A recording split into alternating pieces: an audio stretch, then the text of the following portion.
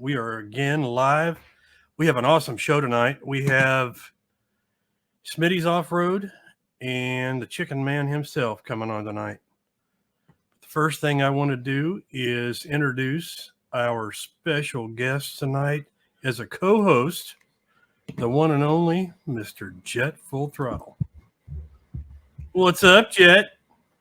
Nothing. How are you? Good. How you doing, buddy? Good. Yeah. So what'd you do today? Well, we went to the Iowa State Fair and had a lot of fun there. Did you? Walked around, rode on some rides, and it's a lot of fun there. Yeah.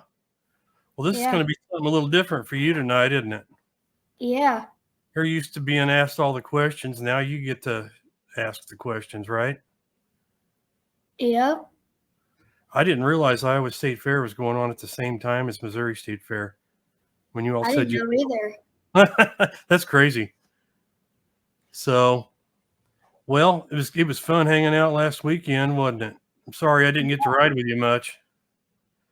My back's still giving me fits, but I got a good video of Nick Russo though. But so anyway, I figured I'd wear these sunglasses. I mean, last week all them guys wore sunglasses, so I mean, right? Might as well. That's right. Can you see the screen? Now I can. Now you can. All right. Well, wait, what was the most fun part of last weekend that you had? Climbing hills. Yeah, well, I figured that. Did you get home to a surprise, though? Or did you know that was happening with that little course?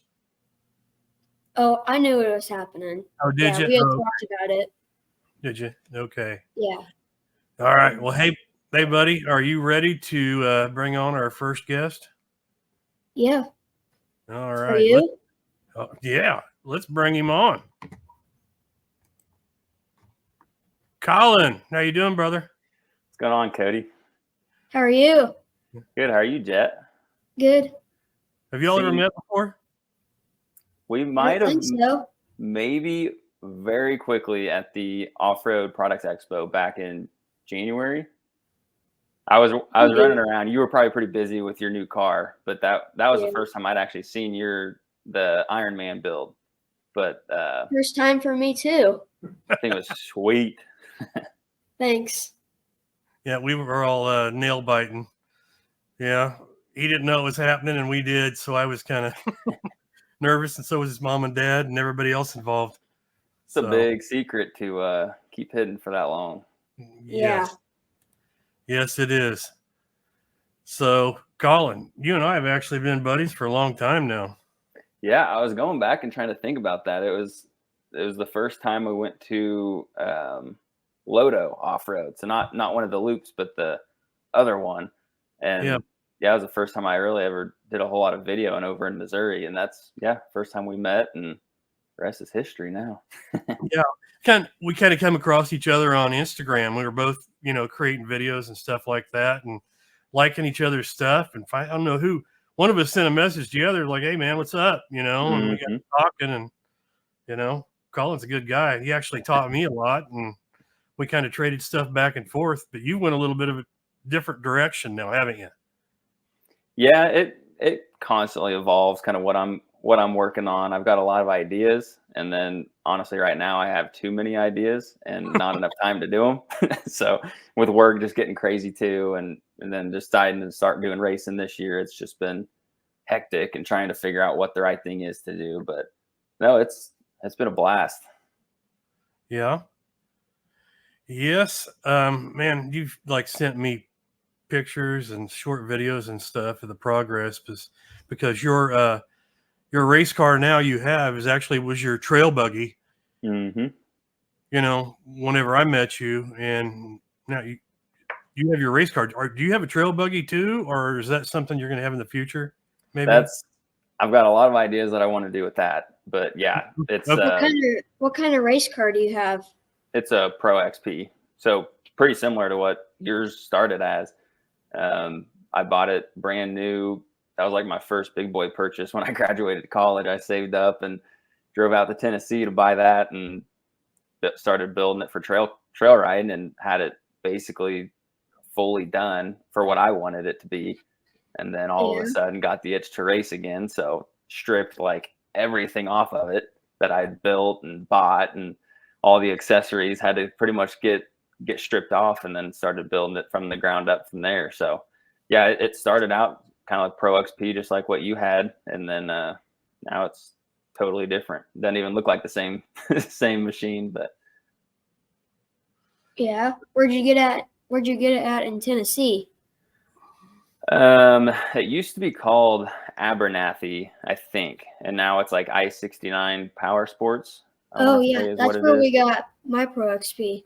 They are like, the customer service there alone makes it worth it. But like for us from Kansas City, I think it was like a 7-hour drive, and for how much that they discounted mine off of MSRP, it was like the amount that we spent in gas in a hotel was well worth the discount that they gave it. So I was like, it was a no-brainer going out there. And it was, I know a lot of people complain how big of a pain it is to sit and do paperwork and all that. And we showed up, we were in the showroom and out the door in like 45 minutes, loaded up, ready to go. So it definitely made it worth our trip to go out there. So, well, I think that's where Jed actually thought his buggy was whenever he, And I heard that Jim Trinary Motorsports is also doing pretty good deals too on buggies. yeah. Where are they out of? I think they have spots all over. I know there's one in Troy, Missouri. Union, I think Union, Missouri. My dad says Union, Missouri. Okay. Jason Evers, we can hook you up. Jason Evers can hook you up. There we go. All right. Well, hey, Colin kind of made us a little bit of an intro video of his buggy. You ready to see it, Jed? Yeah.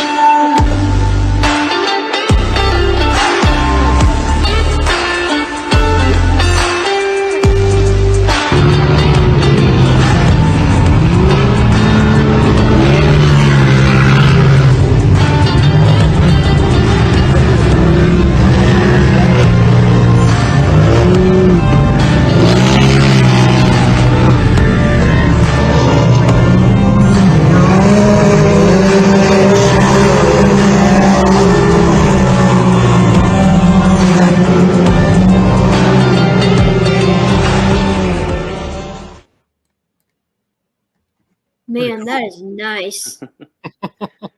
Pretty big transformation there, wasn't it? Yeah. So, Colin, tell me about where you've been racing and how it's been going. Okay. So yeah, I guess where it all started was Mid-America. So last year, one of the pictures you saw in there is the stock Pro XP, and I was kind of sitting down on the finish line, and that was actually March of last year. And my wife and I went down there, and it was just us camping and enjoying the races. And I wanted to take that picture because I told her, I was like, this time next year, I'm going to be racing on this track. I don't care what it takes, but we're going to be back here with a race car. And so that's where it started. Watched all the races last year and just got more hooked than I already was. And then we ended up building it starting like October. And Mid-America was constantly coming out with different rules and all the stuff that we had to do to be able to be legal to race there. So that's what we had in mind going through the whole off season. So we built it for Mid-America, and that was going to be my main series. That's kind of one of the biggest, in my opinion. You would have had Mid-America, and then you have Champ Off-Road, which is up north. And obviously Mid-America being 3 hours from me, that was the no-brainer. So that was going to be my main series. And then Adrenaline Motorplex is over in Adrian, Missouri. So they're about an hour from me, about 45 minutes. So they're super close. And that's kind of my other series that I race in. So I've got those two. And then when it fits the schedule, I'm trying to go out to some of the other ones. So there's out in St. Louis. I know they've got like Gateway Motorplex. They've got a track that they're working on. And there's been a couple fair races that I'm trying to get to, but just with life being crazy, it's really mainly been Mid-America and then Adrian. But that's pretty much the two for now. I've got some potential leads to be going down to Texas and racing the Outlaw Series down there. So that's a little bit in the back burner right now, but hopefully we're going to be making that happen. So we'll see. Okay. So that's kind of how you got into racing? Was just you thought that was so cool and you just wanted to do it? So I actually used to flat track race my four-wheeler. So I grew up riding ATVs pretty much since I could walk. Just always progressing, getting newer ones, and just upgrading through the field of all the ATVs. And yeah, growing up, I just went to any flat track race I could find. So most of them were like the county fair races. So I'm sure like the Iowa race, they've got ATV flat track races. Pretty much every Kansas fair has them. Missouri has them. Just little bull ring oval tracks. And that's where I got started with racing and just got hooked with the kind of the fast. I did a little bit of hare scramble stuff, but that wasn't what I loved. I loved really going fast if there was jumps and just being super low to the ground, wide, and as fast as possible. So that's kind of what I did growing up, and then got out of it probably when I got to college. So I didn't really ride or race or do anything for those 4 years, and then got into side-by-sides, and then slowly started getting that itch to go race again. And then that's when it kind of progressed to what it is now. You had one heck of a journey. I'm going to try to do something that I've never done on here before. You kind of sent me a picture of where it all started. You'll bear with me just a minute because this is a little different than what I've done before. I normally can't post pictures. So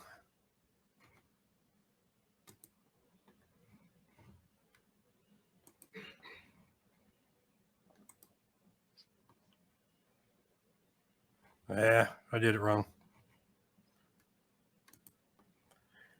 What it was is that picture you sent me of you on a four-wheeler. Oh yeah, sitting out on my dad's Banshee. Yeah.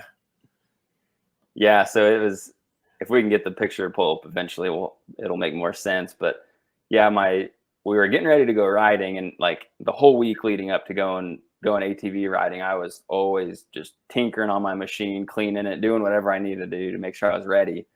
And one morning my parents could not find me. I think I was probably like 4, maybe 5 in this picture. And they couldn't find me in the house. They couldn't find me downstairs, not out in the garage or not out in the shop. So then my dad was like, well, have you checked the garage? And they went out. We had the trailer backed in. My dad's Banshee was sitting on the trailer ready to go. And that's how they found me, sitting up on the gas tank, ready to get out there. So ready to ride. Mm-hmm. That's awesome. That's one machine I wish my dad still had, and he will always regret selling it. But yeah, I never got to ride that one, and that's one of the many that he had that I wish he would have been able to keep on or hold on to, just because the Banshees are they're so fun. But if I ever had to get another quad, I think I'd try to get a Banshee and build it for the dunes. They don't make them anymore, do they? Mm-mm. No, it's pretty hard to find like a pretty well stock one. Most people just mod them out or cut the fenders and do some crazy stuff with them. But yeah, those and 250Rs are pretty hard to find that haven't been crazy modified, but they're expensive now too. Or tore up probably. Yeah. Yeah. So, hey, I've got a couple other videos here. you kind of you sent me a list of stuff, and I'd like to kind of show everybody what Mid-America is like, the ones that haven't seen any of my podcasts with other folks that have been down there. So here's just a short video you sent me of kind of the track.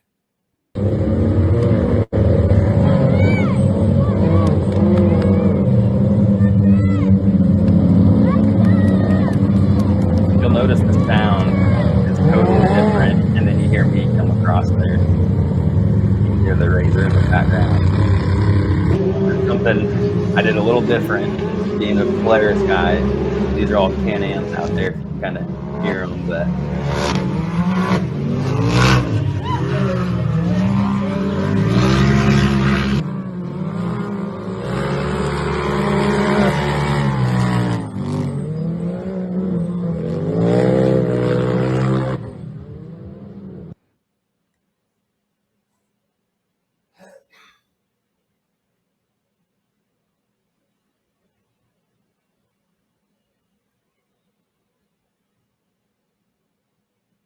So what kind of speeds are you all reaching on that track down there? the highest mine ever got to was like 79, 80. And that was that was coming off, they call it like the Talladega turn or Daytona corner. So it's a huge right-hander. And like, if you were standing on it, I think Travis Pastrana has a picture on his social media, and he's standing on the front bumper, and he's like at a, I don't even know, a 45-degree angle. It's insane. But yeah, you're going full speed into this corner. You maybe lift for like a split second to set the car, and then you're hammering back on it, and then you go kind of down a downhill, and all the speed off of that big bank corner. That's probably one of the highest speed sections on the track. And yeah, you're going 80. Pros are probably going 90, 95. But yeah, it's insane. The elevation, it kind of sucks. The cameras don't do it a lot of justice. Oh, they never do. Yeah, you know, with the hill climbs and everything, and filming Jet doing all this stuff down at the loop, it just never, GoPros make it look flat, and then you get out there and just the elevation is just insane. Like the amount of dirt that they had to move. And the best way I can explain it to people is a roller coaster. I mean, that's the best way I could think to describe it. It's just a big dirt roller coaster. Well, to me, that's what it looks like. Jet, what do you think? That's fast. I think it'd be kind of scary. I was definitely nervous because I was supposed to race Adrian, Missouri, which is, I mean, it's some of the videos, it's more of like in a farm field, and the jumps are just not, they're not as big. I mean, it's definitely a fun track, but definitely not the level of Mid-America. And I was supposed to race there first and actually feel the car out and see how it drove. And we ended up having issues with the car, so I wasn't able to race that one. So the very first time on a track was at Mid-America, and it was like, I had never driven a 72-inch wide Pro XP. I had never driven a short course car. I had never driven my car in, like, other than the backyard, I had never gotten it above like 30 miles an hour since I built it. So I was like, are all the bolts tight? Is it going to actually work? Like all the clutching, which we actually didn't even do anything to the clutching, which is pretty different than what most people do. It's very much a stock Pro XP, just with the suspension mods and safety modifications that you need to race. And it was a big relief, but also just the stresses, and everything was so new to me, being in a fire suit and just all of that. There was a lot of top tier people racing there that have been racing for several years. So it was just, there were so many feelings and whatnot. I was definitely nervous out there, but it's once you get like a lap in and you start getting your groove, it's like, it's done as soon as, like, I don't know, time flies when you're out there and you're just itching to get back out there and get back on the track, but it's like nothing else. I think I heard Mid-America is closing down. Yep. So that's the kind of unfortunate thing, is they haven't quite released everything. There's rumors, which kind of sucks, but with anything, there's going to be rumors. And what most people have kind of come to the conclusion is they're probably going to sell, and it's probably not going to stay an off-road park. But we haven't really heard a whole lot. The Heartland Racing Association, which is who we raced with at Mid-America, they're kind of on pause for the rest of the season. If they can get a few races, like Wheatland, Missouri is an awesome track. They're hoping to try to get to race there. Now, that might not work this year, but they might be trying to work something out next year. So yeah, that series is kind of put on pause. But yeah, kind of unfortunate Mid-America isn't really a thing currently. Now, that's not to say some big investor that loves off-road racing, they could definitely come in there and probably buy it and keep it alive. But it's going to take someone with deep pockets and a lot of passion to keep that place alive, because it's like you see in those videos, but then also like just walking around the pits, that whole facility, it's like a 5-star redneck resort. It's unbelievable. The pool, the restaurants, just all the amenities that they have. I've never been anywhere like it. So it definitely sucks. Videos of that. That's crazy. Yeah. There's not a whole lot of other places where you can go hit the track and then go grab a drink and get in the pool and then watch more racing on a huge live stream from the pool. Like, that was something it was insane. I mean, you could go, there'd be pros hanging out. You could just walk up to them, talk to them. And it's an insane facility. You had a little bit of a issue when you were racing, didn't you? Didn't you kind of rub up against something? Yeah, that wall kind of snuck out and bit me a little bit. So it's kind of funny. That was my heat race of round number 2. And my adrenaline definitely got the best of me a little bit there. So a little backstory is I qualified 12 out of, I think there was 14 people in our class that weekend, maybe 15. And I qualified 12, and we started the heat race, and I was obviously basically all the way at the back. And I didn't see a whole lot of the crashing going on in the race, but when I went back and watched the GoPro footage and talked to some people, I saw how many people were getting in wrecks. But I wasn't really focused on that and just working my way up through the field. And before I knew it, I was in 4th place. So I was like, oh wow, super, super hyped. I think at that point I was in 5th place when I hit the wall. And I was just so pumped because I saw a guy, I think he was in 3rd place. He spun out. So I was like, oh heck yeah, I just passed another person. Like, we're moving up. And then I came over this finish line. The way you kind of do a right-hander and then a slight left over a jump, and it sets you up for a tabletop bridge jump. And I was so hyped that I had just passed another person. I must have been on the gas and not really thinking about it. Well, I hit the little bump before the tabletop and must have been off to the left or right, just a little bit different than I was used to. And I got out into some of they call it like the fluff, but where there's not as much grip. And it just slid straight into the concrete wall leading up to the bridge jump. And pretty big pop. I mean, I didn't know exactly what had happened. I only had 1 lap left to go. So I was like, well, I'm still moving forward. So I'm just going to hammer down. And if it's broke, hopefully I can make it another lap. And finished that lap, and we were good to go. I mean, it was fine. Nothing major seemed to break. But we got back to the trailer, and I started taking it apart because you could go up to the rear wheel and just shake it. Like, it was super loose. And found out that I completely blew up a wheel bearing. So that was the first thing. And then in the process of that, it destroyed one of the axle boots. So I had to rebuild an axle. And then it also, your bearing carrier, so what bolts to your trailing arm and is kind of like the mating surface for the trailing arm and your hub and your brake rotor and everything, that actually cracked as well. So I had to replace that. But we had enough parts at the track to at least finish the weekend. It was a little cobbled together. We had some bent brake pads, but you don't really need brakes when you're racing. It just slows you down. So we were pretty much good to go. But yeah, race the heat race, and we were rolling. I think I got a couple of videos the show of what happened here. So I'm going to throw them up here. It's going to be 2 of them. So you can critique them a little bit as we're going or wait till the end. So here's the first one. Yeah, that little bump, that's where I got a little sidle that bridge. But yeah, that guy spun out. Somebody I come into the frame. I missed it. Somebody's on the outside, way outside that final corner. Top of the screen. Way outside that final corner. Right there. So basically, there's dust, and then when you see no dust, that's when I just smoked the wall.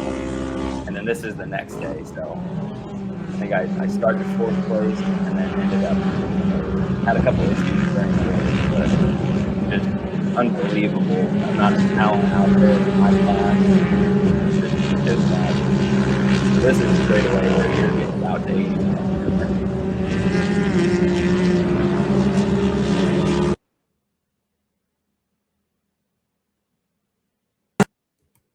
Yeah, it's crazy the amount of talent that those people have out there. I know you've had Rich on here. He races in my class. Amazing guy. I mean, he's super fast. Yeah. Yeah. I've got the onboard footage, I believe, here also.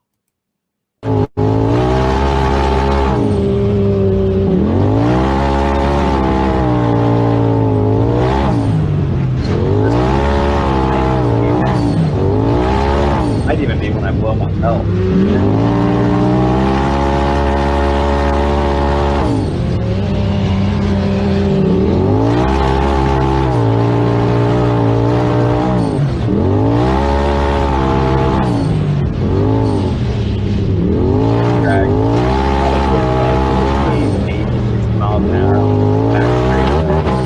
Yep, right there. There went the belt.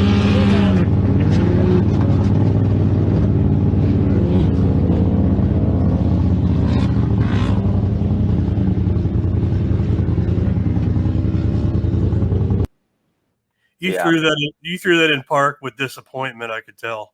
Yeah, we were, I think, 2 laps in, and me and the guy in first, which actually races with me at Mid-America, we were putting a beating on him, to say the least. I mean, we were probably half a lap ahead at this point, and I was really battling hard with him. And then, yeah, came around that corner and just instantly RPM shot through the roof. I was like, yep, there went the belt, which actually, it's kind of a funny story. That was the original belt that came with the Razor when I bought it. So it had 12, and I have told so many people this, and they're like, you are an idiot. Why would you spend all that money to go race and not replace your belt? And I was like, well, it wasn't broke, so why fix it? But yeah, 1 a year. Do what? The trail ride, and I just do 1 a year, but this is more extreme. Yeah, it would have been smart to replace that one, but yeah, got 1,200 miles out of it, and that was dunes riding, rock climbing, anything I threw at that machine. It never had an issue until that day. It had enough. Right. Jet, you got any questions for him? What do you think? I think Colin might have questions. I just think it's really cool hearing the story about how you got into racing and where you race at and what kind of car you race and all that. Mm-hmm. Yeah, it's a little different than I thought my first year would go, but we're making it happen. Hopefully get to a couple more races this year and just feel it out. My long-term goal is to get up to Champ, which is the main series up north. That's kind of like probably the biggest series in the country right now. That's my goal, which the car would have to get completely rebuilt to go up there. But and actually, I don't know if I could legally race. They don't have like an amateur turbo class. They really want you to, the way they do it is they want you to start like in a naturally aspirated car and work your way up. So they have like a stock class, and then they go to like a pro-am, and then a pro class, and then pro turbo. So it's kind of cool how they have it set up. So you really progress through the levels, and then you get to that top tier class. Unless your name's Kanan Baker and you're just an absolute killer racer. He's probably a little older than you, Jet, but I think he's 15 or 16. And first time going up there racing, he's running with the pros. He's even racing the trucks. So you could definitely do some crazy stuff up there. But yeah, that's my goal, is to get to that level. And if I could eventually be in a truck, that'd be insane. But for now, we're sticking with the full or ATVs. Where's this at? ATVs. Do what? Where's Champ located? What you said up north? Yeah, they've got they're in Wisconsin, Michigan. I think what other states they race in. But yeah, kind of up like Green Bay area. Crandon is, if you look up Crandon, that's like the iconic place. But yeah, they're all like northern Michigan, Wisconsin. Can't think of where all the other ones are, but they're about probably anywhere from a 7 to a 10-hour drive from Kansas City. So it'd be a little bit of a haul to go up there, but we'll get there. So right now it sounds like you're a pretty good racer. How do you usually do in races? I wish we were going to be still at Mid-America so I could really put my skills more to the test, because I think I've made a lot of progress just in the few times that I have raced, and just learning just ways to be faster. And one of the big things is 2-foot driving. So I don't know, do you use both of your feet when you're driving? Yeah. So I use one. Just my right foot is the gas and the brake, and that's obviously not the fastest way to race. And I was just starting to kind of mess with that a little bit. So my next race, I'll be really trying to practice with the 2-foot driving. And I think that'll really help me a lot. But honestly, I'm probably middle of the pack, at least at Mid-America. I finished 4th that time, but honestly, that was probably just because of other people's mistakes. And it was kind of shown in the heat race, or the main event, that a lot of the people that I had passed, 2 of them had made it past me in that race. So I went from 4th to 6th, which I had a couple issues with the car, but I'm not really going to blame it on that, because I knew that those people had a lot more talent than me. So I would say I was probably a middle pack person, but I could definitely see by the end of the year, if I would have had a few more races at Mid-America, I think I probably could have been top 3. Would have had to do a lot of work to get there, just with the 2-foot driving, obviously being faster, the car is going to get hotter quicker. So figuring out ways to keep it cool and just make sure it's running right. So there would have been some things that would have had to change, most likely, but it's just a big learning curve. So it's it's nuts. Got a question for you, Kaylee. Are you going to Adrian? So yeah, I'm hoping, and we can get into this too, I haven't got anything locked in with work yet, but there's potential that I move down to pretty much Dallas, Texas for 6 months. And if this happens, I won't be racing Adrian, but there's the Outlaw Series at a new track. I think it's Eagles Canyon Raceway. It's on the west side of Dallas. So it's a pretty big track that they've been working on. Might be racing there, but if not, I will be trying to race the rest of Adrian. Kind of an unfortunate deal. I wasn't able to race. They had a night race a few weeks ago, and then I was out of town for that. And then Cody, like you knew, I got sick last week. So missed yet again another race at Adrian. So pretty bummed on that, because I really want to race. I think that was maybe Cameron's wife. Cameron Whitworth, he races with me, and killer driver. I mean, he's an absolute tank out there. He's fun to race with. But him and Jeff go to Adrian, so hoping to get back there, race with them a little bit. But I think we've got a race September 7th is coming up, and then maybe the 14th. I think they have a back-to-back race weekend. So hopefully, if I'm not in Texas, I'll be there for both of those. And then I think they have another one in October. So the plan is to race those for the rest of the year. But if things happen with work and we're down in Texas, we're going to try to make that happen. But we'll see. A lot of things have to happen before that. Right. Well, you need to keep us posted on the dates and stuff like that when you are going to be there. We'd love to know. So if we can make it, I know Jim would go, but I mean, I'd like to come video you myself. So anyway, there we go. Okay. Yeah, Adrian's a good place. Honestly, I don't know. It might not be the smartest thing to do, but honestly, like Jet's car could probably pass tech. They're not super strict on the rules there. And that place is nuts. I mean, it's you see all kinds of different people race there. I mean, you've got the full built cars like what Rich has. I think he races the expert class. But there's a couple pretty high end cars that race there, but there's also people that literally just throw a window net in the car and they go out there and race. So it's I've got a race car. oh yeah, you would have yours would be pretty built. We might want to drop down from your 35s, put some like 27s or 30s on it. I have another race car. Oh, I have you do? two. Yeah. Okay, well let's get it out there. That sounds great. Colin, do you have any questions for Jet other than that? Man, I didn't know. Well, now that I know he's got a race car, we could get rolling here. But no, I guess Jet, how did you get started? Because the most I know is how basically from Offroad or the Offroad Product Expo, that's where I first learned about you, and Cody's been telling me a lot about you. So how did you get into the UTVs, and how did you get into this whole group? Tell me a little bit about your story. Well, I mean, after I got Ironman, I was thinking like, man, all these races seem so cool. I should just try one. So my first race was the knockout races in Troy, Missouri.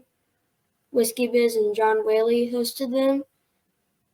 And then after that, I did a little short course race at the Loop.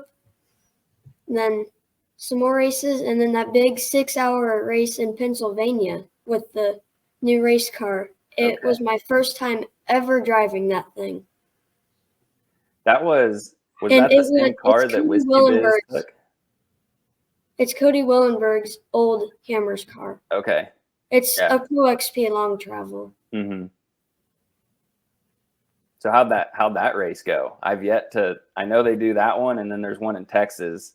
I definitely want to get involved in one of those. So how'd that go? I got 5th out of 7 in the 6-hour. And our goal was just to finish it.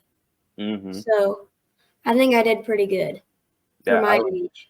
That's awesome. I mean, I think the saying is like to place first you must finish. So finishing is a huge thing. And I'm sure Cody would tell you that all day long, especially with his success at King of the Hammers. I mean, if you finish that race, that's a win in a lot of people's books. So, and especially with that 6-hour race, that's crazy. So was that a youth race then?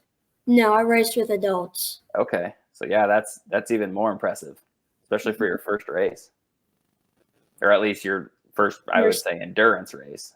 Yeah. Yeah, he did a good job.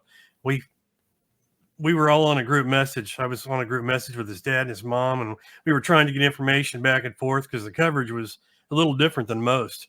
It was like they showed the, start and the finish and then them coming into pit and stuff. But as far as the racing, we really didn't get to see any of that. They didn't let any spectators or anybody in there to do that. It's kind of different. We were all biting nails, but Jet did good. But so is he going to let you go out to King of the Hammers then this year? I think this year we're just going to go out and watch. Yeah. And then hopefully maybe next year I might do it if I get more and more race experience. Mm-hmm. Hopefully I can do it.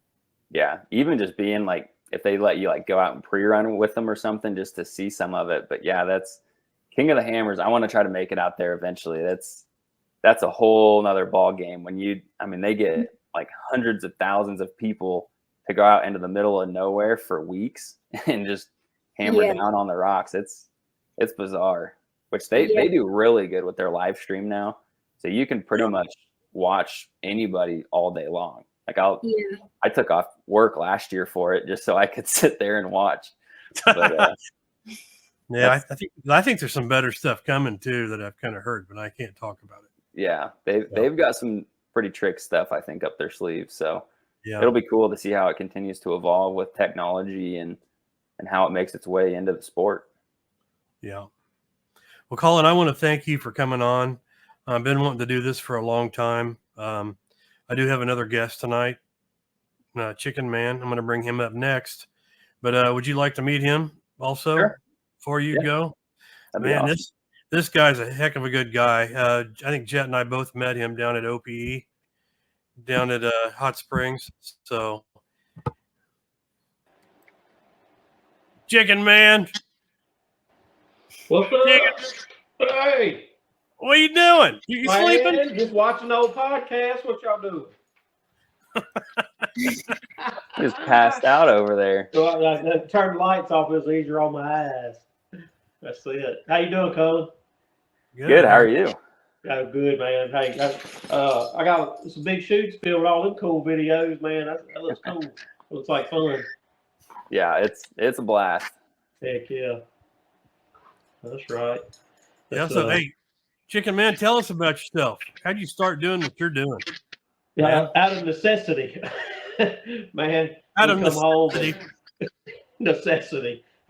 We got 4 X3s and a old Yamaha Viking and a couple 4-wheelers, and every time we go riding, and I take the whole family, we get home and they let me clean every one of them, and that just wasn't too much fun. So Imagine we that. get home Sunday. I'd get them finished by Wednesday or Thursday. And so, man, a couple years ago, I set out on a mission to do some exploring and see what I could find and come up with. And so we got together with an actual chemical manufacturer, and I told them what my mission was. And so we have, in my opinion, accomplished what I set out to do. And let's make cleaning these buggies easier. Right. So what you're saying is it's not made from real chickens.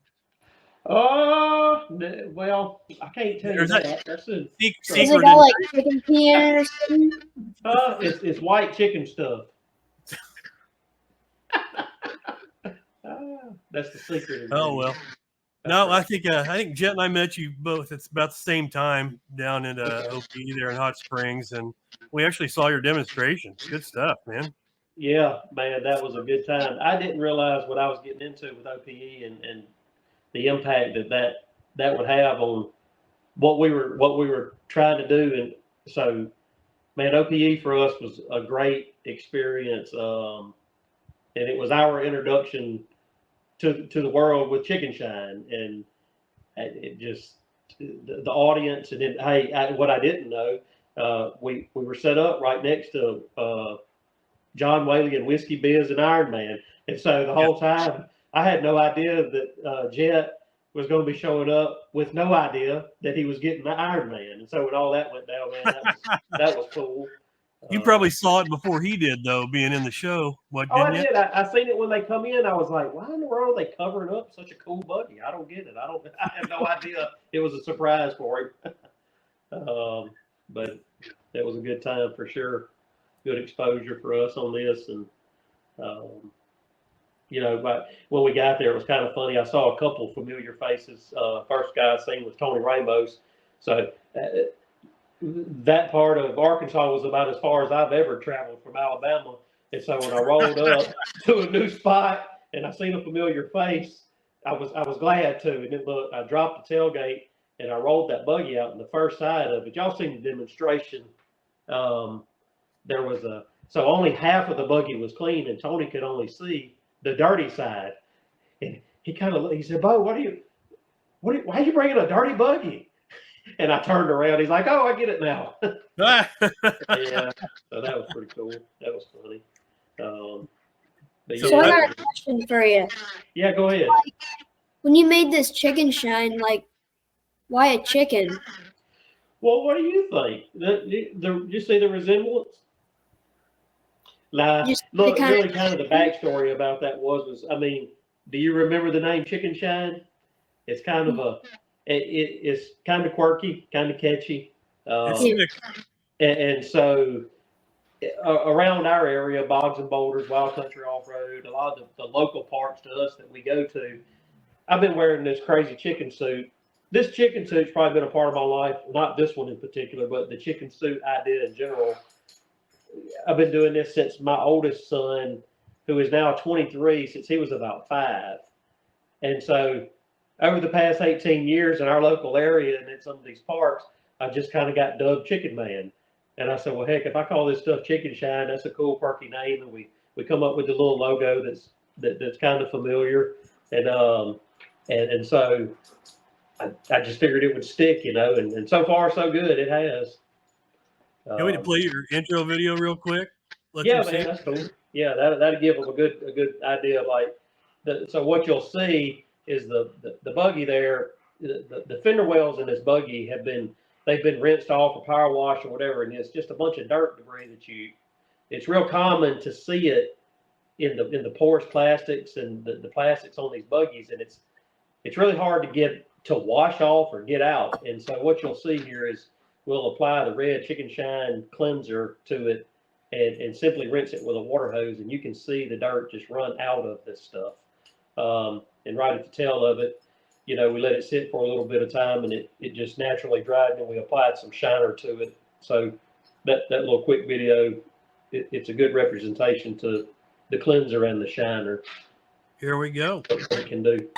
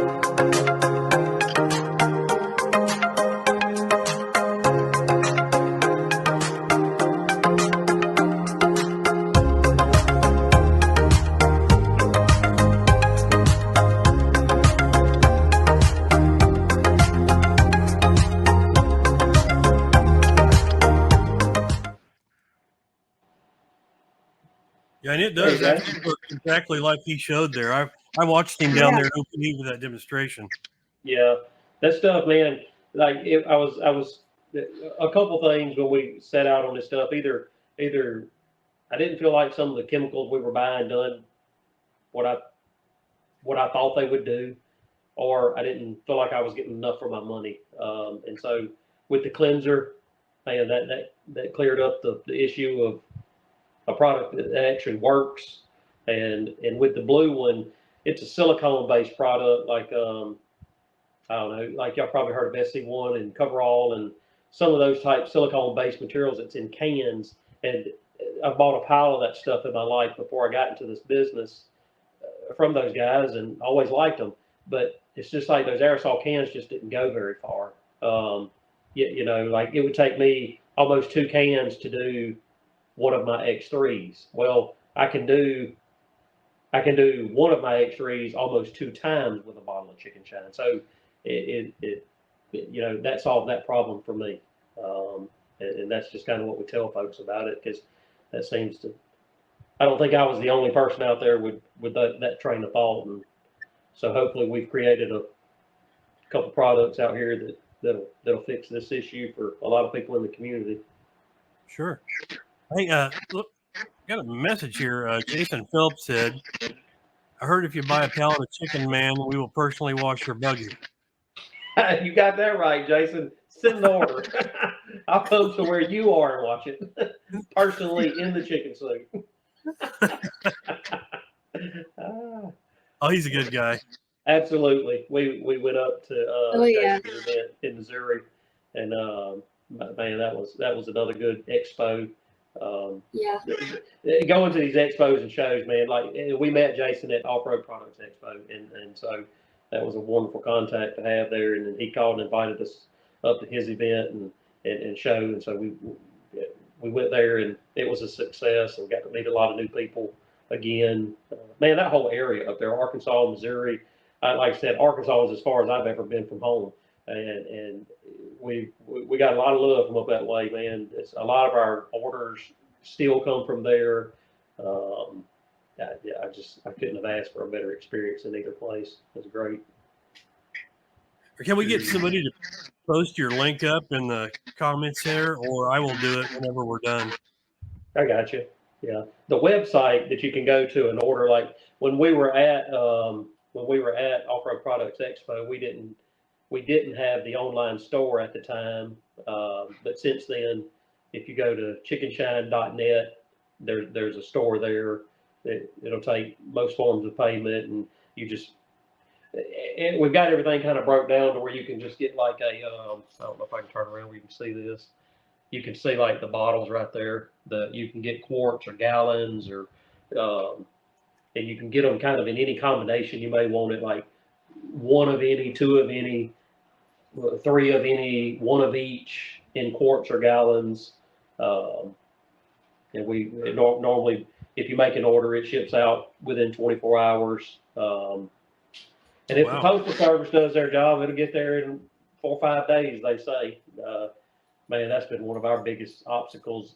We've had the postal service come to mess with us a time or two, but not mess with us, but lose packages or whatever. And, a bunch of people that we've sold to, I've always been in the service industry, like building houses, construction companies, commercial property maintenance, stuff like that. And so, man, this whole retail thing and packaging of these chemicals and shipping stuff, it's a little bit new to me. And I've told a pile of people that, and I'm not making excuses or anything with some of the things we've had to overcome, but I feel like we've overcome most of the obstacles around this business venture, and we've been fortunate to have a lot of patient customers and understanding customers, and it's just been very well received, and it's been a great experience so far, man. I think for the most part, everybody in the off-road world is very understanding, especially when it comes to, after COVID, So. Right. That's it. Yeah. So far, that's been my experience with it for sure. So good deal. Wait, are you going to give us a little bit of a demonstration? Man, I'll be glad to go try it. Let's see what happens here. Bear with me on this phone, and all this technology stuff's pretty new to me, but let's see what we can do. I'll take this thing out here and I'll see if I can set it up on this tripod.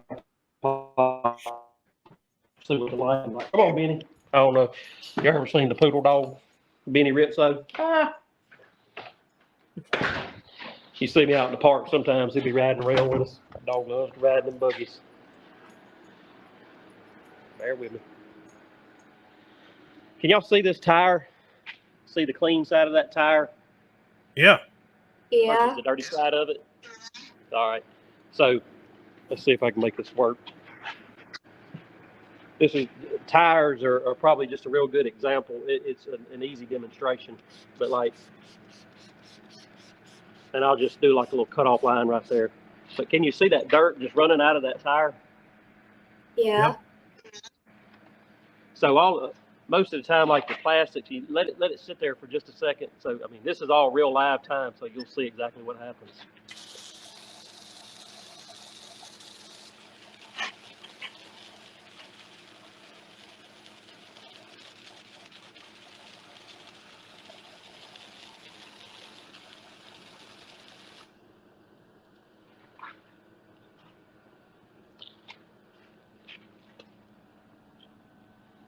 Can y'all see it right there? Yeah. Yeah. So that was just with, I mean, you've seen, that's exactly the way it works, man. Any of that stuff that's like your rubber and vinyl and plastics, and it's just that. And this tire, okay, so can y'all see that Defender in the background? Yeah. I bought that buggy off of Marketplace in the past couple weeks, and I bet you that tire that I just washed hadn't been. I bet it ain't been washed in 2 years. It come off that buggy, and the buggy was kind of utilized on a farm. Hey, hold on one second. Benny! There he is. Come on, buddy. round the dog back up.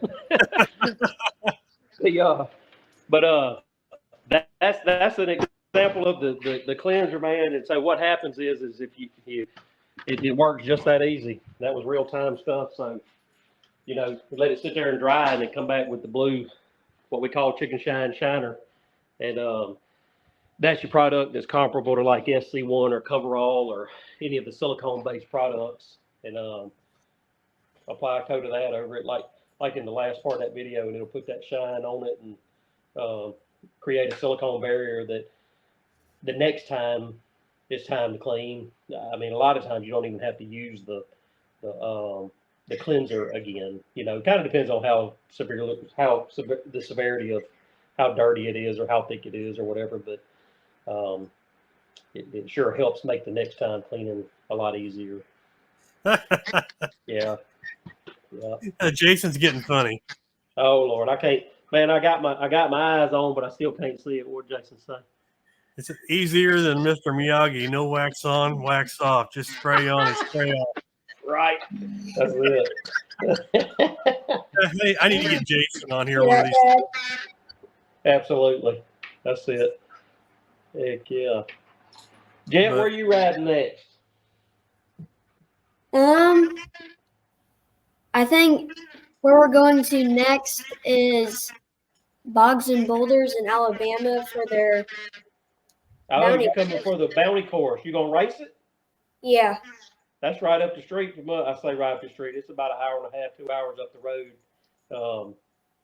I think I'm gonna do all I can to make it. We got a lot of work going on in the construction business and stuff, but I think I'm gonna be able to make it. I hope so. It looks like fun. And I've drove by that bounty course out there 200 times in the past few years, and I've never got to go and watch the actual event, but it sure looks like fun. It's a long haul for us though. I think about 12 hours. Woo! Yeah. That's a pretty major undertaking, ain't it? Yeah. That's Well, right. Colin, I want to thank you for coming on. I know you're probably ready for bed. I know you said you've been sick and everything, so I'll let you go if you want to go. I just wanted to keep you the meat chicken man here. Yeah, There you go. I appreciate it, and definitely I might need to check some of that out because I've tried, but this Oklahoma dirt from Mid-America, man, it stains orange and it does not want to come out. So There you go. Hey, send me a message. Like I said, that dirt, man, I hadn't found anything yet that it won't clean. yeah, Now, for that sure. ain't to say the Oklahoma dirt might not be the first one, but yeah, I tell people it's as good or better than anything I ever bought before I got into business. So, better than most, really. But send me a message, man. We'll get you some, give you a shot at it. Good deal. See if it'll do it. Sounds good. Well, it's nice meeting you, and Jet, nice meeting you too. Cody, thank you for the opportunity. Hey, we'll do it again. See you, Good luck in Colin. your racing. See you guys. All right, see you. So where are you going next, Chicken Man? Well, maybe our real local part, Wild Country, for a Labor Day deal. Is it Labor Day coming up? Or yeah, I think so. September 1st, maybe. Yeah, and then the next one after that. Ain't the Bogs and Boulders with WTF? Ain't that one in? Is that September 14th weekend yet? I think. When's Bogs and Boulders, Dad? Get down. I think that's when it is. 13th and 14th. Yeah, so we're gonna try to make that one for sure too. So if everything works out right, that's where we'll be. Our next stop for the next month or so. Well, next time you run into Heath Meehan, you need to give him a hard time just for me. We can do it. You'll do it? Yeah, that's right. I don't know. You probably didn't see my podcast with him and Riley Peak, did you? No, I don't think so. I think I missed it. Hang on a second. Let me try to find something real quick just because I like messing with him. All right. He was at that knockout race, but he didn't go. Okay. Yeah. I don't know if you remember him coming up to Missouri for that knockout race. I hope I didn't delete that. We done a little sponsorship with the knockout race up there, but we didn't get to make it. So I had full intentions of coming back to Missouri, but some things come up between the time it was announced and the actual event. We just didn't get to make it. Right. Well, I think he's in luck because I think I deleted it. Uh-oh. Wait.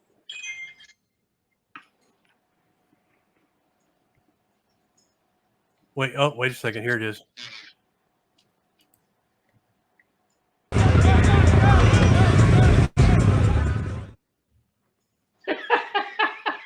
I'm flying through the air.